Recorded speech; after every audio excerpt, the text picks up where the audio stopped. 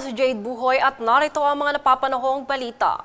Nagsanib-puwersa ang Light Rail Transit Authority o LRTA, Philippine Charity Sweepstake Authority o PCSO at Metropolitan Manila Development Authority o MMDA para sa malawakang aid caravan sa mga apektado ng magnitude 6.9 na lindol sa Cebu at Bagyong Opong sa Masbate nitong October 5. Ayon sa PCSO, mahigit 18,000 charity backpacks, 4,000 evacuation kits, 600 kahon ng gamot at halos 8,000 relief items ng Authorized Agent Corporation ang naipadala sa epektadong lalawigan. Lubos naman nagpapasalamat si LRTA Administrator Henlando Cabrera sa mga volunteers at pakiisa ng ibang ahensya sa matagumpay na aid caravan.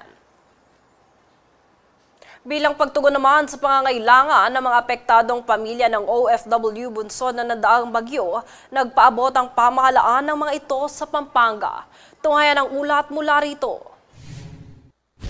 Pinangunahan ni Pangulong Ferdinand R. Marcos Jr. at ang Department of Migrant Workers o DMW ang pamamahagi ng tulong sa mga pamilya ng Overseas Filipino Workers o OFW sa San Fernando, Pampanga noong October 3 ngayong taon. Layunin ng aktibidad na ito na magbigay ng agarang ayuda sa mga pamilyang naapektuhan ng mga nagdaang bagyo sa rehiyon. Bawat benepisyaryo ay tumanggap ng 5,000 piso mula sa DMW Action Fund at karagdagang 5,000 piso mula sa tanggapan ng Pangulo bilang direktang tulong pinansyal. Ang hakbang ito ay bahagi ng patuloy na programa ng pamahalaan upang matulungan ang mga Pilipinong patuloy na bumabangon mula sa mga kalamidad.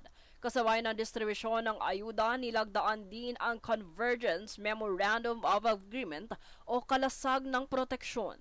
Layunin ng kasunduang ito na palakasin ang koordinasyon ng DMW, pambansang pamahalaan at lokal na pamahalaan ng Pampanga para sa mas matatag na proteksyon ng mga OFW at kanilang pamilya. Ayon kay DMW Secretary Hans Leo Kakdak, ipinapakita ng programang ito ang pagkakaisa ng pamahalaan sa ilalim ng pangunguna ng Pangulo sa pagtulong sa mga Pilipinong manggagawa. Pagbibigay diin pa niya na hindi lamang ayuda ang ibinibigay ng pamahalaan, kundi pati mga programang pangkabuhayan at proteksyon para sa mga OFW family. Dito nagpahayag din ng pasasalamat ang mga benepisyaryo sa tuloy-tuloy na suporta ng pamahalaan at sa malasakit ng Pangulo para sa mga mamamayan. Para sa kanila, ang naturang aktibidad ay pagkakaisa, pagtutulungan at malasakit ng pamahalaan para sa mga pamilyang Pilipino na patuloy na nagsusumika para sa ikauunlad ng ating bansa. Jade Buhoy, nag-uulat para sa Golden Nation Network. Nag-issue ng work stoppage order ang Department of Labor and Employment o DOLE sa isang business process outsourcing o BPO firm sa Cebu nitong linggo. Ito ay matapos matuklasan na wala itong emergency at disaster preparedness na response plan para sa mga natural na kalamidad tulad ng lindol batay sa requirements ng Occupational Safety and Health o OSH program. Samantala, inatasan din ng DOLE ang isa pang BPO company sa Cebu na magsumite ng proof of corrections dahil sa mga pagkukulang nito sa OSH compliance. Kami ang boses ng pagbabago.